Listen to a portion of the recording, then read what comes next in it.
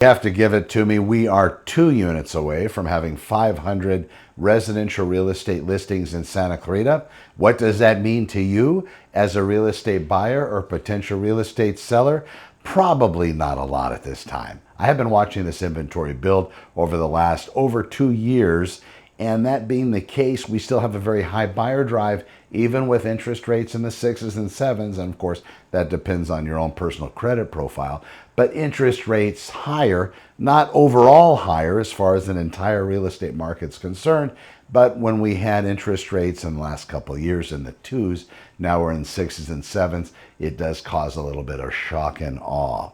My suggestion is just know where you are currently, and then if interest rates do relax in the future, that's definitely a benefit for property owners that are locked in at a higher interest rate. They can simply do a refinance, of course, if that makes sense, because a lot of times when a refinance market comes, people are going to be telling you how it's free, and when you look at the small print, you really are paying something.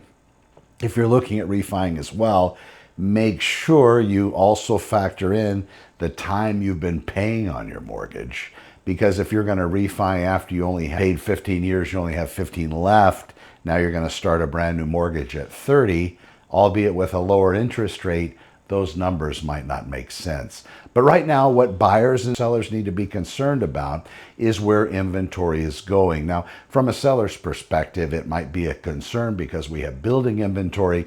It would be a concern if the inventory was not moving at the same rate it was when we had less homes for sale. So that's a good thing for all of Santa Clarita total. For buyers, this extra inventory could mean to you less competition. I haven't seen that pan out as of yet, but if we go and we have interest rates reduced September or even before by the Fed, that bank rate, that's the rate that the banks get to borrow money back and forth at.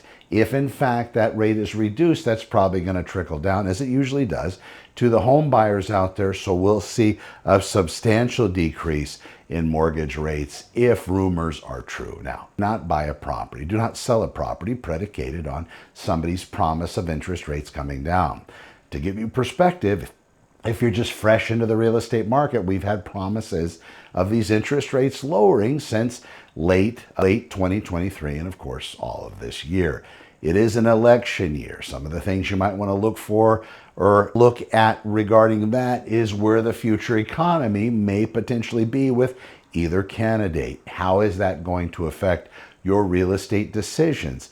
If in fact interest rates come down lower and we see the economy improving, then of course real estate numbers will continue to increase. If we do see this interest rate come down, also properties are going to start increasing in price very, very quickly, basically overnight. Please be careful, watch the market. I am here to report to you every single day. I'm Connor with Honor. Over and out.